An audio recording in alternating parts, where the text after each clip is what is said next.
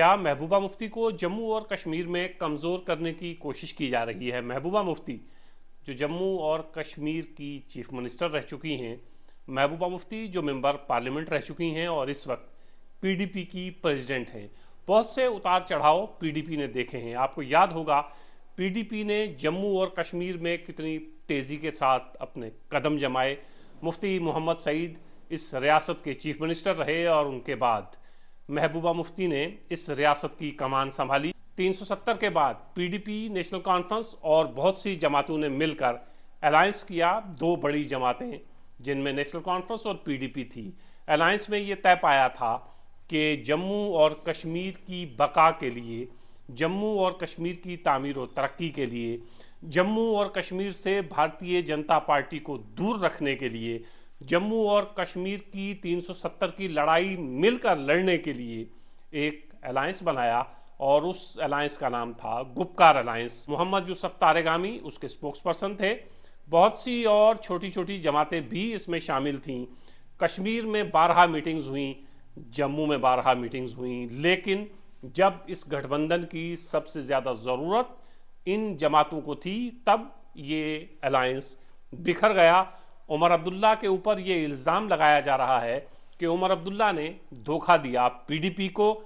महबूबा मुफ्ती का ये कहना है कि पीडीपी को कमज़ोर करने की कोशिश की जा रही है। तमाम जमातें मिलकर पीडीपी के खिलाफ सफारा हैं। अब्दुल्ला का उस वक्त इस अलायंस से अलग होना या पीडीपी से अलग होना जब इस अलायंस की सबसे ज़्यादा ज़रूरत थी कि मिलकर जो एक हिकमत अमली इन्होंने बनाई थी कि भारतीय जनता पार्टी को जम्मू कश्मीर से, ख़ास तौर से कश्मीर में दाखिल नहीं होने देना है। तो उस वक्त जब इलेक्शन सर पर थे, उमर अब्दुल्ला ने पीडीपी से किनारा कशी इख्तियार कर ली।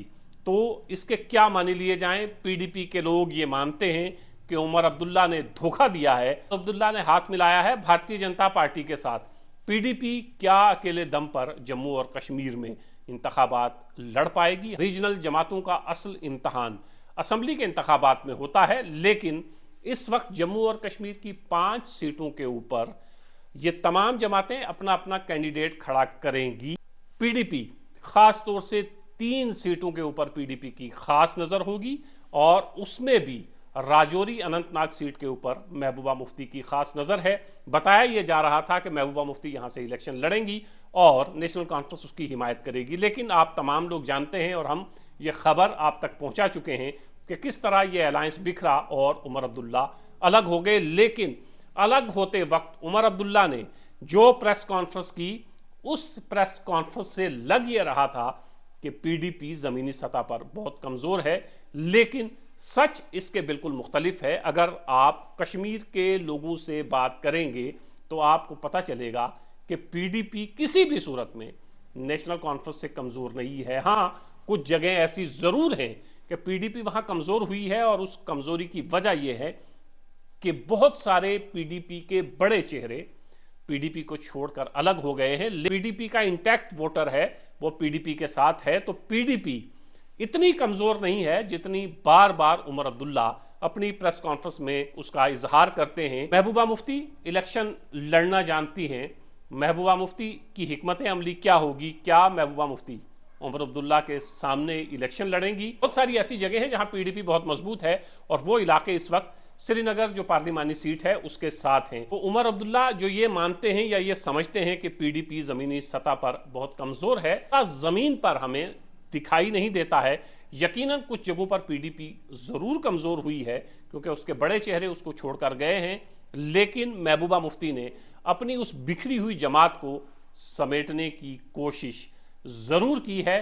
तो देखना यह होगा इलेक्शन में कि पीडीपी का मुकाबला नेशनल कॉन्फ्रेंस के साथ कितना दिलचस्प होगा। देखना तो यह था कि पीडीपी एनसी का मुकाबला भारतीय जनता पार्टी के साथ कैसा रहता है, लेकिन अब जो सूरत हाल बनी है वो सूरत हाल ये है कि पीडीपी वर्सेस नेशनल कॉन्फ्रेंस। देखते हैं, इलेक्शन की तारीखों का ऐलान तो हो ही चुका है। देखते हैं कि इलेक्शन में पीडीपी और नेशनल कॉन्फ्रेंस जब आमने सामने होंगी तो कौन बाजी मारेगा।